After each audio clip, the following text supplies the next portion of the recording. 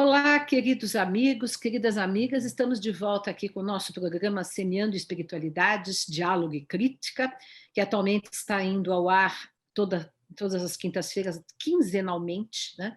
E sempre trazendo convidados das mais diferentes tradições espirituais que convivem conosco aqui nesse Brasil diverso e que espero que permaneça muito diverso pela eternidade afora, e que não sofra com as perseguições fundamentalistas que nós estamos observando, né, que são contra as diversidades. E hoje temos aqui uma pessoa muito querida, que eu conheci anos atrás no Rio de Janeiro, na Universidade Federal do Rio de Janeiro, é o FRJ, não foi, Márcio? Isso. Ele é professor da Universidade Federal Fluminense, é isso? Né? E também faz parte é também professor da UERJ, Universidade Estadual do Rio de Janeiro. Isso. Essas três eu sempre confundo, porque você tem o FRJ, tem o UERJ e tem o FF, né? É a UF de Niterói. E é pai de santo, né, da tradição Yorubá, e nós vamos conversar hoje aqui um pouco sobre candomblé, essa tradição tão rica e ao mesmo tempo tão perseguida na nossa cultura brasileira. Né? Olá, Márcio, seja bem-vindo aqui conosco, é uma grande alegria tê-lo aqui. Muito obrigado, Dora, muito obrigado, Maurício, a todos e todas que nos acompanham. Um prazer muito grande estar aqui com vocês. Então, eu gostaria que você começasse contando para a gente como é que é essa sua trajetória, como que você adentrou no universo, né, do candomblé, das tradições afro-brasileiras, como é que foi isso? Eu fui apresentado às religiões de matriz africanas muito tenra idade. Eu era criança ainda, fui pelas mãos da minha mãe, conheci a Umbanda por motivo de doença. Eu era uma criancinha doente e minha mãe foi buscando alternativas nos médicos convencionais, depois nos médicos espirituais, e assim conheci a Umbanda e depois fui iniciado, ainda criança, no candomblé. Então, lá se vão mais de 40 anos nesse percurso. E à medida em que o tempo foi passando, eu fui me descobrindo nesse universo e descobrindo esse universo dentro de mim. Primeiro como adepto praticante, depois como investigador, como pesquisador, mas sempre nessa função endógena, né? De dentro para fora. Uhum. Me vendo como caça-caçador, né? Uhum. Nessa busca. E quanto mais eu pratico, mais eu tenho dúvidas.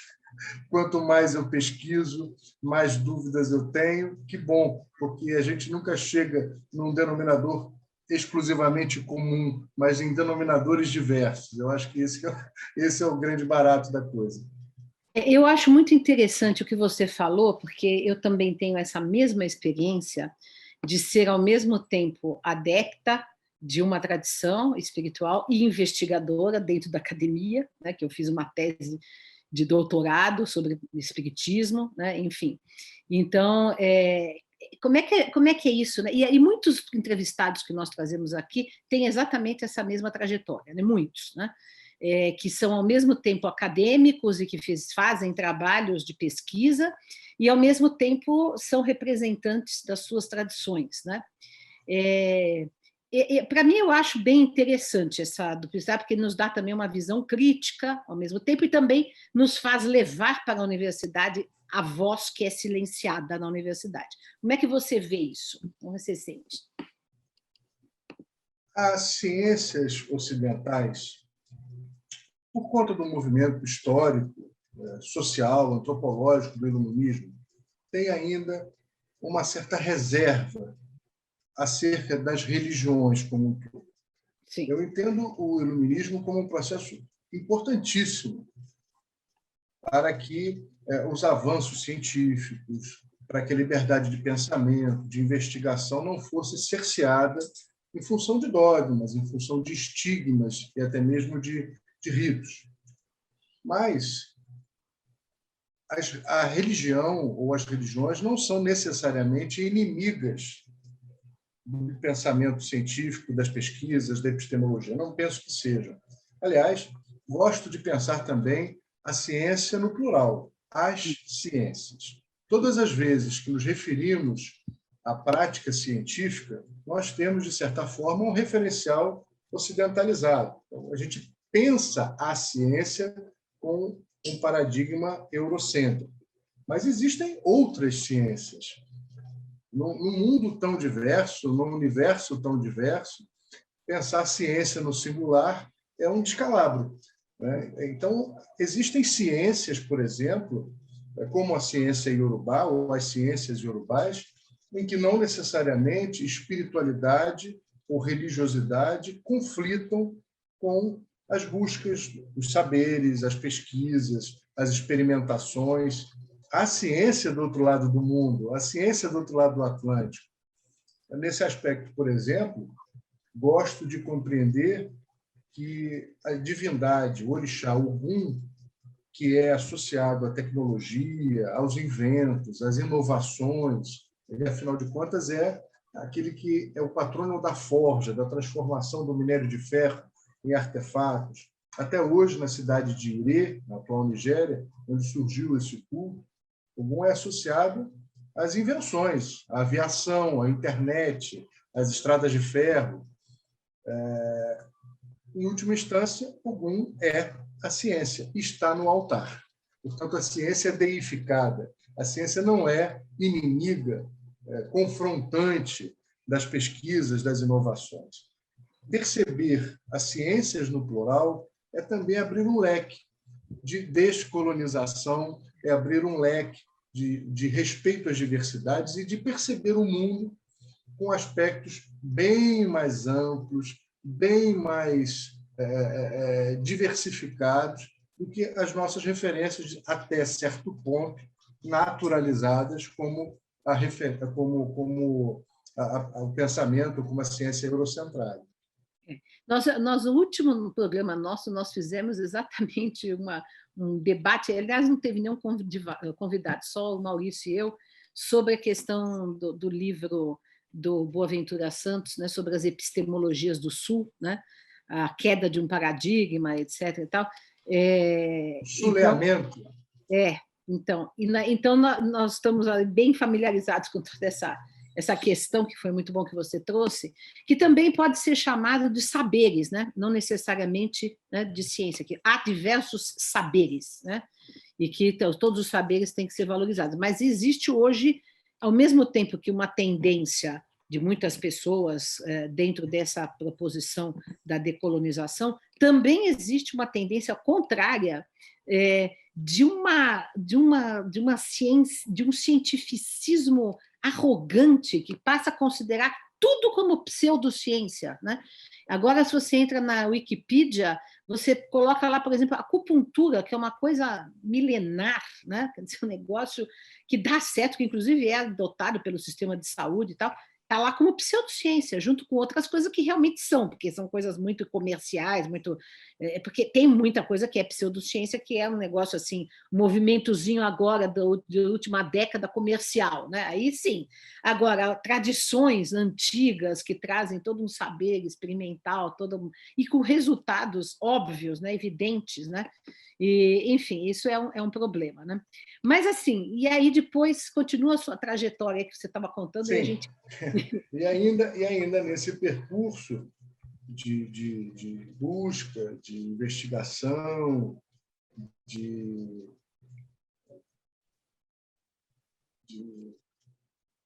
busca acadêmica, né? Eu me transformei ou me revelei professor nessas universidades e escritor. Já são 6 livros publicados, 5, saem 2 agora, portanto, total 7, de obras sobre espiritualidade, religiosidade, filosofia, cultura iorubá.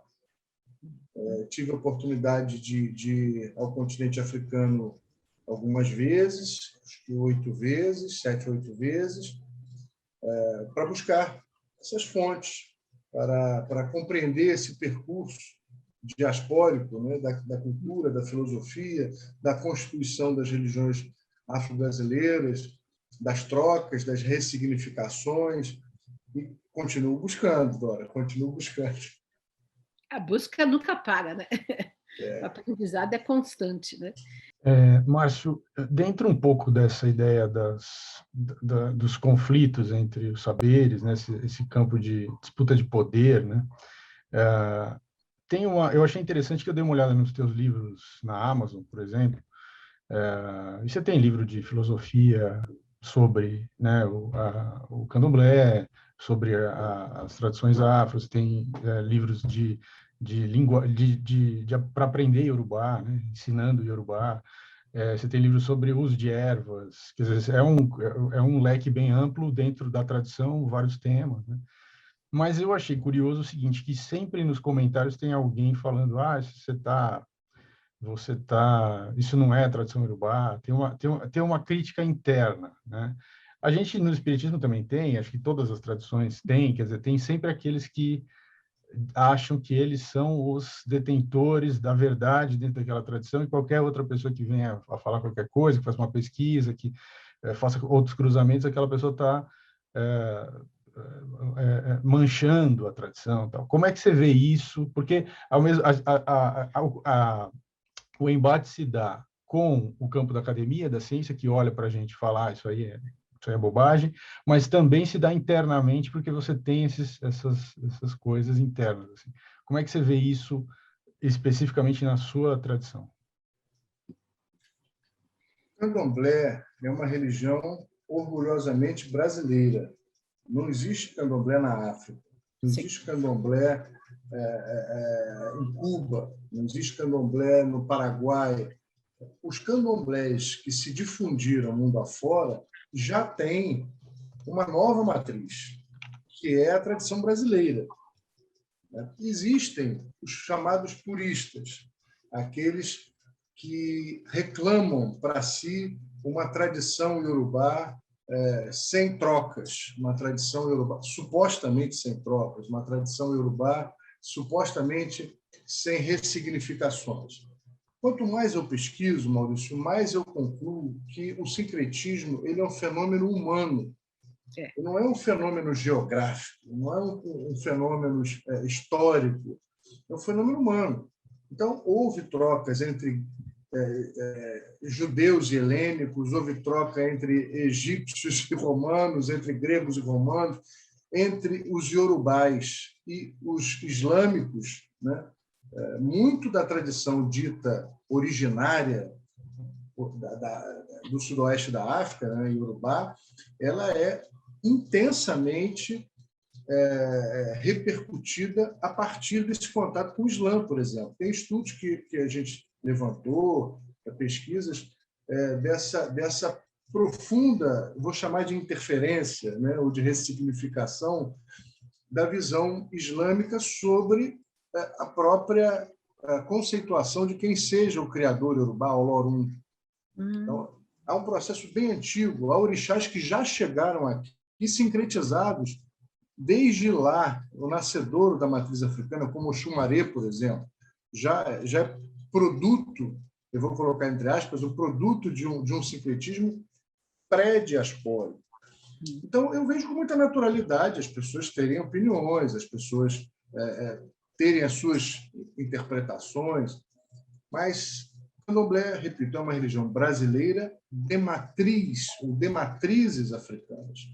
E quando a gente estuda, quando a gente pesquisa a partir do candomblé, obviamente, a gente vai tentar identificar essas origens históricas, antropológicas, filosóficas, sem a pretensão absolutamente de estabelecer o que é certo, o que é errado. Aí entra num campo de pessoalidade, de vaidade, de achismos que nem condizem com a busca espiritual e muito menos com os métodos acadêmicos. Exatamente. Acontece que não existe nada, entre aspas, puro no mundo. Nada. Claro que não. Que bom. Nem a raça pura, que isso é uma ideia nazista, né?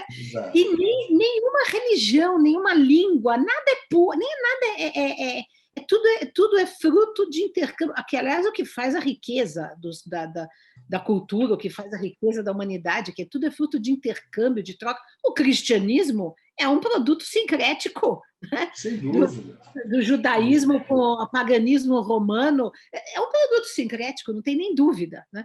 E engraçado que...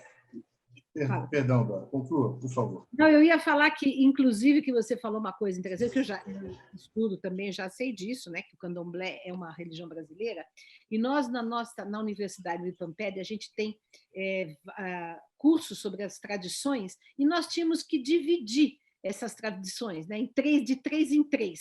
E a gente colocou, né, as religiões do livro, né, judaísmo, cristianismo, islamismo, e colocou as religiões brasileiras. Eu coloquei Umbanda, Candomblé e Espiritismo, porque o Espiritismo que aqui tem também não é o europeu, é também brasileiro. Sem dúvida.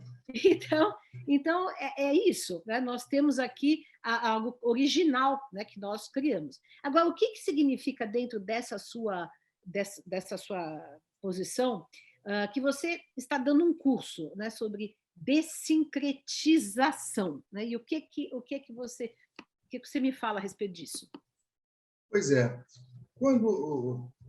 Antes de entrar na tua resposta, eu vou só emendar no comentário do Maurício. Quando eu pesquiso, escrevo, proponho cursos, sempre com o objetivo de refletir, de trocar, etc. e tal, eu sempre o faço a partir das estruturas dessa religião brasileira, candomblé, com a matriz Nagô, ou Iorubá, que é o meu campo de pesquisação, campo de investigação. Inclusive, quando eu escrevi o dicionário Iorubá, eu procurei escrever um dicionário, como no próprio título eu botei, né, vocabulário temático do candomblé. Portanto, são palavras cujas semânticas, cujas etimologias são iorubás, mas muitas vezes ressignificadas no contexto dos ambientes socio-religiosos onde o iorubá é praticado no Brasil. Sim. Então, essa contextualização é importantíssima, até para dar credibilidade ao trabalho, né? A gente não está querendo reinventar religião, nem matriz nenhuma. Mas essas investigações são feitas também pelas experimentações, pela vivência enquanto adepto, enquanto sacerdote. Agora, emendando na pergunta que você me faz. O candomblé, no Brasil, ele sofreu não, vou reformular, ele vivenciou ou ele experimentou sincretismos, associações e imbricações muito profundas. Nós temos ainda uma referência de que essas interlocuções culturais se processaram exclusivamente com a matriz católica. Não é verdade. Esses processos se estabeleceram entre as matrizes africanas, entre iorubás, fons, bantos e entre indígenas e africanos também. Eu diria em muito maior profundidade do que aquele que se viu ou que se observa em relação à matriz católica. Mas compreender esse processo de sincretismo com os católicos é muito importante. À primeira vista, há alguns que, ainda na superfície dessa percepção, dessa análise, julgam que o sincretismo com o catolicismo foi uma perda para os afrodescendentes. Quanto mais eu pesquiso... colocam como uma espécie de estratégia de defesa, né? Pois é. Quanto mais eu pesquiso, mais eu constato, mais eu confirmo que houve ali uma estratégia muito bem engendrada. Eles não estavam se despojando, perdendo os seus significantes, os seus significados, as suas referências. Não, eles estavam estabelecendo logísticas socioculturais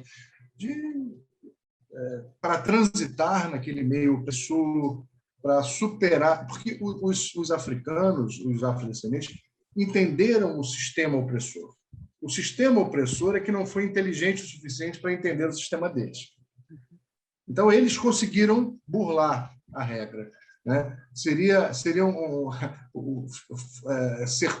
Foucault adoraria conhecer isso mais de perto, tenho certeza, porque todas essas estratégias, todas essas burlas foram perfeitamente identificadas. Mas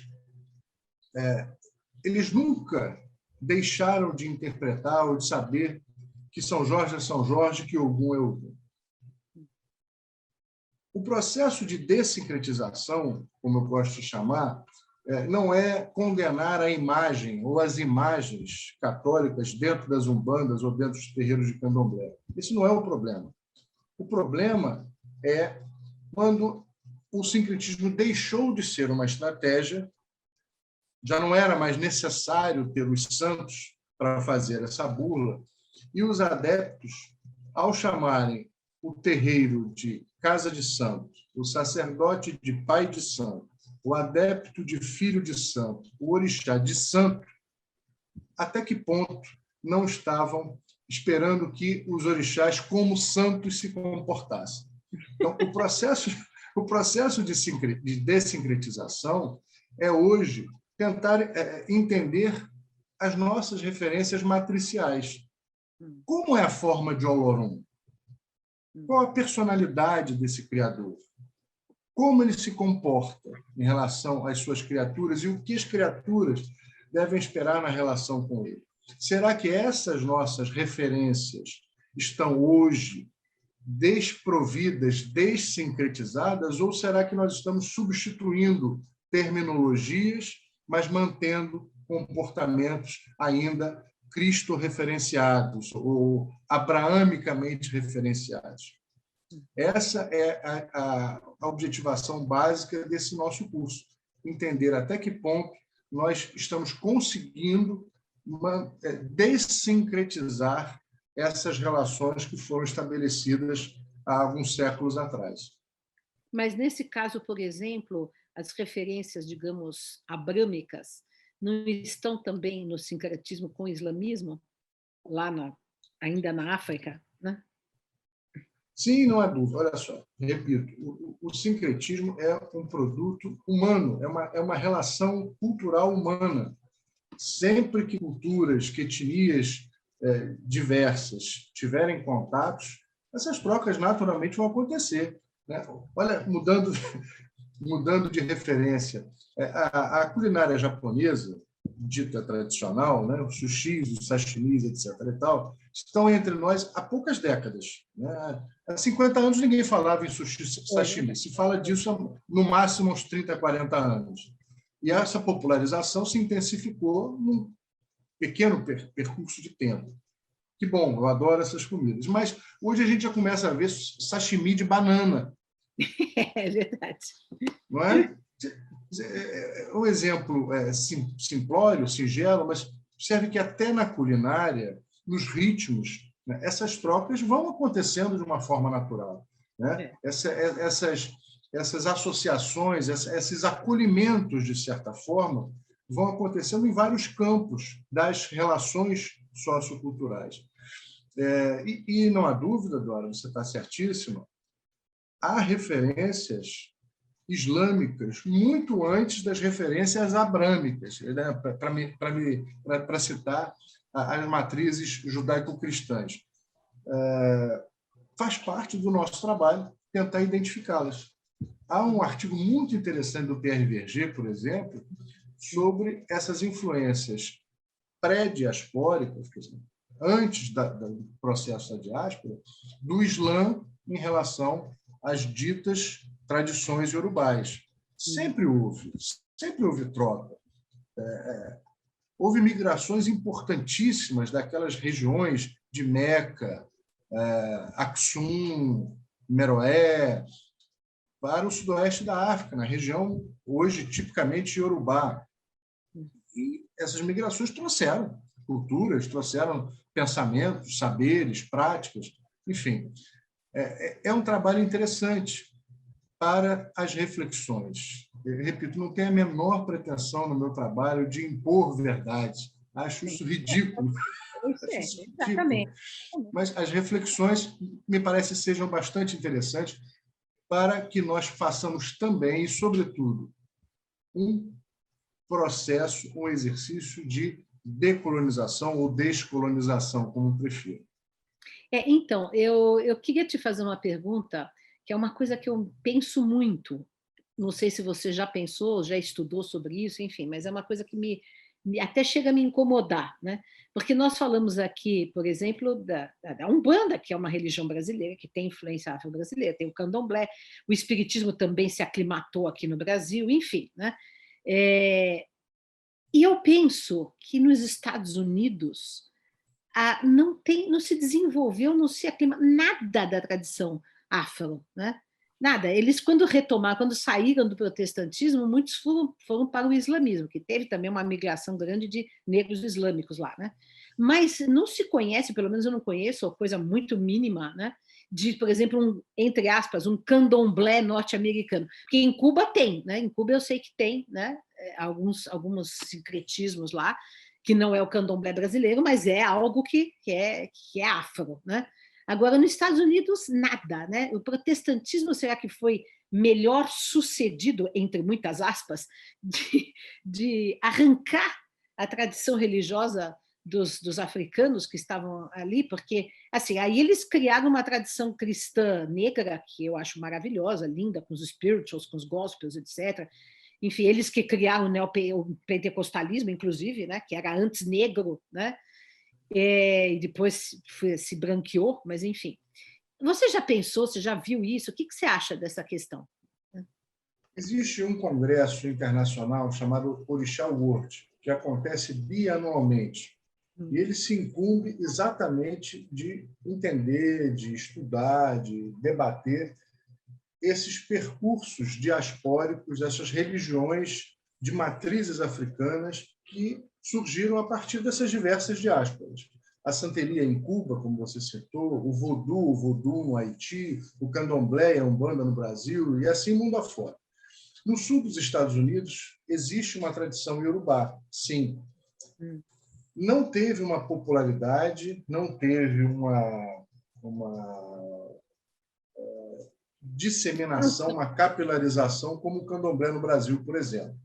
É bem possível, eu não sou estudioso desta vertente, mas a minha amiga, a escritora e professora Stefânia Capone, fez uma pesquisa nesse sentido.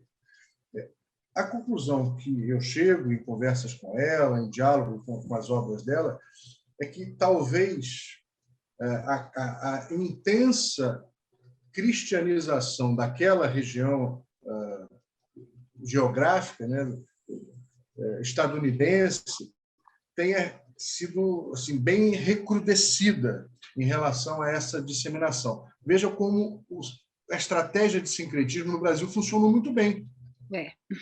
A estratégia do sincretismo, repito, foi uma logística, foi uma troca de extrema sabedoria, de extrema diplomacia, porque o candomblé ele não teve tantas barreiras, inclusive entre os católicos, apesar do preconceito, das perseguições incontestáveis, indiscutíveis. Mas o sincretismo, né, esse modelo brasileiro, ele rompeu muitas amarras. Observe as irmandades, Irmandade da Boa Morte, Irmandade de São Benedito dos Pobres, eram estratégias muito bem engendradas deles entrarem no sistema e abrirem espaço para as suas práticas escamoteadas, né, revestidas de um sincretismo. Não houve, em momento nenhum, desrespeito ao catolicismo. Não houve o desrespeito, mas houve uma confrontação inteligente. Eu acho, eu tenho uma hipótese, só deixa eu falar uma coisa, eu tenho uma hipótese... Desculpe, e não que o desrespeito fosse desmerecido, porque a todo momento não houve essa reciprocidade em termos de respeito, etc. E tal. Mas eles souberam fazer isso de uma forma assim, brilhante, extraordinariamente brilhante. Desculpe. Eu fico pensando se a gente não pode dizer, uma hipótese de trabalho, que, de certa maneira, o catolicismo popular é mais aberto aos sincretismos do que qualquer protestantismo, né? O protestantismo é mais intolerante, né, em relação. Então, houve uma repressão maior, talvez, nos Estados Unidos. É uma hipótese. Mas Né? nos Estados Unidos, na Louisiana, que era um território francês, que depois eles compraram, né, que é no sul dos Estados Unidos, onde fica New Orleans, que é um lugar que tem uma tradição, tem uma população negra muito grande e tem uma tradição ligada a essa origem da África. Né? Lá tem, porque a colonização era francesa, portanto católica e não protestante, lá tem um monte de sincretismo e tem essas agremiações de rituais, assim, de roupas e danças e é uma coisa que tem a ver com a flexibilização, talvez, e a estratégia de sobrevivência e tal. Mas a gente entrevistou aqui também, uma outra vez, um frei franciscano, o Volney Breckenbrock, né? Berkenbrock. E ele fala que, do ponto de vista dos católicos, é interessante observar como o catolicismo popular no Brasil absorveu coisas das tradições afro, dando mais, por exemplo, ênfase a determinados rituais do que outros, e que no catolicismo europeu, por exemplo, esses rituais que aqui têm mais importância, lá não tem nenhuma importância, porque eles dialogavam mais com a tradição afro, então aqui passou a ter mais importância tais rituais. Então, quer dizer, a ideia de que a cultura, ou a linguagem, ou a tradição, ou as ideias, né, elas se espalham como vírus, né? A hora que duas pessoas totalmente diferentes, de culturas diferentes, se encontram, elas não vão sair iguais, porque é inevitável. Só a escolha das palavras, a forma, a linguagem corporal, tudo uma inevitavelmente vai influenciar a outra e é humano isso mesmo. E é muito bom. Ótimo. Sem dúvida, sem dúvida. E veja só, ótima essa sua observação, Maurício. Um abraço para o professor Volney, que foi titular aqui da Universidade de Juiz de Fora, Federal de Juiz de Fora, hoje está aposentado. Vai ser um livro muito interessante sobre o candomblé, sim. Muito interessante. Uma das grandes obras sobre esse processo de sincretização, e a todo momento ele destaca, como você falou, que o sincretismo jamais será via de mão única. O sincretismo ele também capilariza. Né? Quando as águas se encontram, ainda que a ilusão é que pela superfície elas estejam caminhando ou seguindo o curso em paralelo, há sempre uma mistura. Basta ver que, por exemplo, no campo do espiritismo kardecista, né, 3% que nós temos de espíritas no Brasil kardecistas. No entanto, as pesquisas indicam que em torno de 40% dos brasileiros acreditam na reencarnação. E, para mim, eu acho que isso é uma influência do espiritismo de Kardec. Né? Não há dúvida. Quando a gente fala, Dora, quando a gente pesquisa, por exemplo, a fé dos candomblecistas, 95% são cristãos, embora o candomblé não seja cristão. Olha só! Quando a gente diz assim, o candomblé acredita em reencarnação, a primeira referência é de uma reencarnação, digamos, moldada ou discutida ou explicada pelo Kardec, pelo Hippolyte Léon Denisard Rivail, através do Pentateuco dele, né? O Pentateuco kardecista, vamos chamar assim. Mas o próprio sentido de reencarnação na matriz africana, matriz iorubá, Atunwa, difere tanto do reencarnacionismo, digamos, kardecista, quanto do reencarnacionismo, por exemplo, hindu. Aí, que difere? Explica para a gente, eu gostaria de saber. É interessante. Os iorubás creem no processo de renascimento, que eles chamam de Atunwa, ciclos de existência. Para eles, a existência é una, mas as vidas se sucedem. A gente reencarna, né, em várias vidas ao longo da existência, em busca não da perfeição, em busca não de queimar karmas ou de curar-se de erros, de falhas, mas em busca das virtudes. Os iorubás entendem que eles jamais serão perfeitos. Perfeito só o Criador. Nem mesmo os orixás são perfeitos. Não há um Itã, não há um conto que descreva os orixás como seres perfeitos. Foi a virtude que os deificou. Então, a busca do iorubá, né, em cada reencarnação, em cada atunuá, é a aquisição de virtudes. É a virtude que os faz florescer espiritualmente, não evoluir. Essa também é uma noção, é um conceito muito mais kardecista, vou chamar assim, do que propriamente iorubá. Mas eu não acho que está tão distante assim do kardecismo, porque se a gente tem uma interpretação menos punitivista que a minha do espiritismo, né? que é uma herança muito judaico-cristã dentro do espiritismo, ela é muito, a reencarnação é vista também como um desenvolvimento de virtudes, de potencialidades, de aquisição de saberes, entendeu? Então, olha como é importante a gente fazer essa reflexão. Daria perfeitamente para a gente pensar numa descolonização do espiritismo ou de uma dessincretização espírita. Nós estamos fazendo isso, já estamos fazendo. Eu acho isso fabuloso, porque a doutrina espírita é interessantíssima, na minha opinião. É interessantíssima, em termos de espiritualização, em termos de reflexões, em termos de buscas. Eu acho interessantíssima. Mas não há dúvida. A hegemonia cristã ou judaico-cristã no Brasil, ela mina, né? Ela influencia as práticas de quaisquer matrizes aqui. Exatamente. O cristianismo, né? Essa matriz judaico-cristã, não há dúvida, se bobear, já está no nosso DNA. De tanto a gente entender aquele trinômio agostiniano, culpa, pecado e punição, culpa, pecado e punição, culpa, pecado e punição, em tudo. A gente dá uma topada na rua, ai, meu Deus, o que eu fiz? Não, né?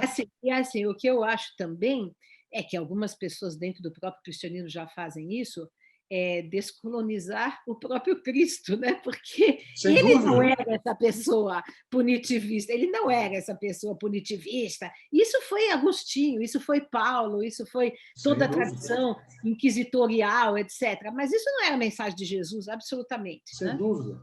Possivelmente ele não seria católico hoje. Não, nem protestante. Nem protestante. Então, exatamente. Quer dizer, se você pega as grandes figuras, né? Um Buda, Jesus, são figuras que podem conversar com qualquer tradição. O que não conversa são o que fizeram deles. Né? O que foi feito deles é que não pode conversar com ninguém. É isso que ou não seria um mau católico hoje, vamos melhor, reformular. Exatamente. Agora, fala um pouquinho sobre a especificidade da tradição iorubá. O que você diria que é específico da tradição iorubá, em relação a outras tradições que existem também no Brasil? Né? Eu entendo que há um poema na tradição iorubá que define, na minha opinião, a base do pensamento e da religiosidade, digamos, originária, vamos chamar assim, que é a Gênese, a cosmogonia iorubá, o poema da criação.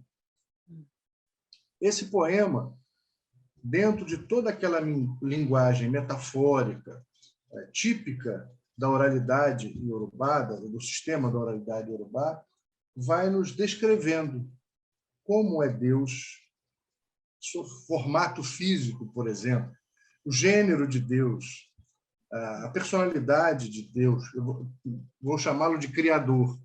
Né? Então, o Criador é descrito, por exemplo, como uma massa de ar disforme. Não tem gênero. Ele não tem gênero.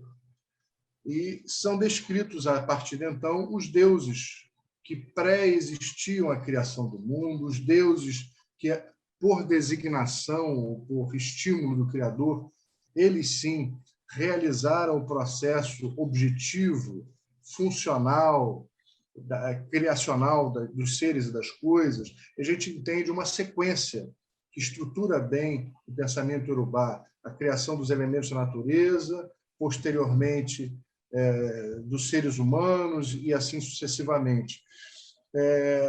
Fala-se da relação da matéria e do espírito, fala-se das buscas, fala-se de imperfeição, fala-se da busca por virtudes, fala-se de que não há condenação eterna, mas tudo isso numa linguagem, como disse, tipicamente iorubá, repleta de poesias, de metáforas, de enigmas, de símbolos. E esse estudo semiótico é muito importante para que a gente possa fazer essa busca da matriz iorubá, e não apenas uma leitura pelas lentes judaico-cristãs que, como disse, acabam permeando a nossa cultura brasileira. Então, essa matriz de pensamento, sem dúvida, afirmo sem medo de errar, tem uma gênese, tem uma descrição bem definida no mito da cosmogonia.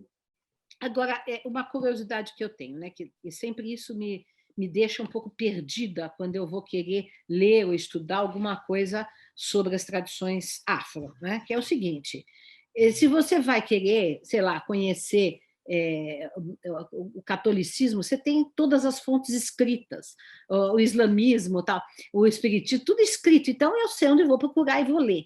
Como que, por exemplo, essa cosmogonia, ela onde que eu encontro? Porque como tudo é tradição oral, né? Então, essa coleta das tradições orais, como se faz e como se chega a definição, né, de que, bom, isso é a cosmogonia iorubá, ponto. Como que se coleta isso? Né? É uma ótima pergunta, agora. A gente vive um incômodo enorme com a oralidade, porque o nosso sistema é um sistema escrito. Exato. Né? E quando a gente vivencia esse sistema escrito, inclusive acadêmico, né? Exato. A gente parte de uma certa negatividade em relação à tradição oral, porque, para nós, a tradição oral ela é a falta da escrita, é a ausência do registro, ela é, de certa forma, negativa. Quando, na verdade, na realidade, nós temos dois sistemas muito distintos. Dois sistemas. O nosso é um sistema escrito. Uhum. E o outro é um sistema da oralidade. E aquele sistema é todo moldado para isso. A palavra tem um valor que para nós não existe. Exato. Não é? Na academia, quantas vezes se questiona, nós somos ensinados a questionar e somos questionados. Mas de onde é que você tirou isso? Qual Exato. a fonte? Qual o livro? Qual a página? Exato. Né? A dúvida sobre a palavra, sobre a força da palavra, ela é institucionalizada no nosso sistema. Para eles, não. A palavra tem um valor que para nós aqui não tem. E a palavra também é preservada de uma forma que nós não a preservamos aqui. Lá, entre os iorubás, por exemplo, havia os acauê, que eram pessoas capacitadas, educadas, treinadas para preservar a palavra. Não pense que a palavra se esvaía assim com tanta facilidade. Inclusive, eles tinham tempo de aposentadoria para não correrem o risco de deturparem a palavra ou de esquecerem a palavra. A palavra ela tem um peso, um valor, que para nós não existe. A gente aqui diz assim, aparece lá em casa. É praticamente dizer, não precisa ir que eu não quero que você venha. É só uma desculpa. Mas quando eles dizem eu vou, eles vão. E vão mesmo. Eles, mulher, filhos, parentes, vão em quantidade. Porque disseram que vão, vão. Então, há um peso. Um escritor malinês chamado Rampatabeba, muito interessante, fala sobre essa questão de uma maneira precisa. Ele diz assim, talvez um dos maiores entraves em relação ao sistema oral seja a dúvida sobre a veracidade do que se fala. Sim. E ele questiona até que ponto há veracidade naquilo que eu escrevo. Sim. Porque os homens que falam são os mesmos que escrevem. Sim. Não é o livro que dá credibilidade. Não é ele que pode ser a diferenciação. Porque são homens que escrevem, são mulheres que escrevem, são seres falíveis. Mas eu ainda vou mais longe, antes de ser objetivo na tua resposta. A palavra é muito mais eficiente do que a gente imagina. Há um certo, repito, um preconceito. Nota, há uns anos atrás, quando o Museu Nacional aqui do Rio de Janeiro foi incendiado, todos nós tivemos uma sensação enorme de perda, e com razão, motivada, né? Óbvio que ninguém quer aquilo, mas a sensação que a gente teve é que a nossa história acabou. Por quê? Porque nós materializamos as nossas memórias. A gente registra as nossas memórias. Isso as torna vulneráveis. Aqueles homens e mulheres foram trazidos para cá sem um livro, sem um arquivo, sem uma escola, sem uma anotação escrita. De que nós estamos falando até hoje? Muito bom. A palavra, ela tem uma força, a memória, ela se estabelece não só no nosso cérebro, ela se materializa em sentimentos, em expressões, em conexões com a natureza. A memória, ela é viva, ela traz de volta à vida, dando a nós personagens, traz de volta à vida vivências, traz de volta à vida relatos, e ela produz mapas, ela produz saberes, ensinamentos, e a palavra ela é mais fácil de carregar, ninguém vai queimar, ninguém vai rasgar. A palavra é muito eficiente. Belíssimo, e eu me lembrei do seguinte: os maiores líderes espirituais da humanidade não escreveram. Jesus, Sócrates, Buda, Confúcio, Francisco de Assis, que hoje, enquanto nós estamos gravando, é o dia de Francisco, também não escreveu praticamente nada, só o Cântico do Sol e 2, 3 coisinhas lá. Mas assim, então, e deixaram marcas que até hoje, né, estamos comentando, né? Então, veja que isso é muito verdadeiro o que você está falando. Infelizmente. Não, Mas pera fala. só, tem só uma última coisa que eu queria comentar, que assim, eu assisti um vídeo ontem, acho, de duas cantoras de tradição irlandesa, aquela coisa bem antiga, gaélica, de 800 anos atrás e tal, e elas estavam falando assim, porque também é uma tradição oral, e elas estavam contando o seguinte, que não se escreve as letras das músicas, né? Elas são passadas de geração para geração através do cantar, né? E elas estavam dizendo, então, como ressurgiu um movimento de cantoras, de resgate dessas músicas, a partir das mídias sociais, do YouTube, do TikTok, dessas ferramentas em que você aparece e fala. Você não tem um texto escrito, é só a sua fala, a sua... Então, é como... Isso também eu acho que tem, eu não sei o que você acha disso, Márcio, se essas mídias, esse momento da tecnologia também está ajudando a resgatar a tradição oral, exatamente porque a gente está no momento de mais peso do vídeo e do áudio do que do texto, pelo menos na cultura da tecnologia, né?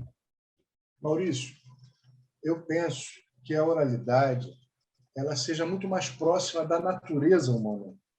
Uhum. À medida que nós vamos nos urbanizando, que nós vamos, entre aspas, nos civilizando, nós vamos sendo educados a um afastamento das nossas ações e reações naturais. A gente começa a se incomodar com a natureza que está em torno de nós. É o mato, é o bicho, é a chuva, é o sol. A gente se incomoda, a gente se distancia, como se esses elementos fossem atrapalhos, entraves para a nossa própria existência.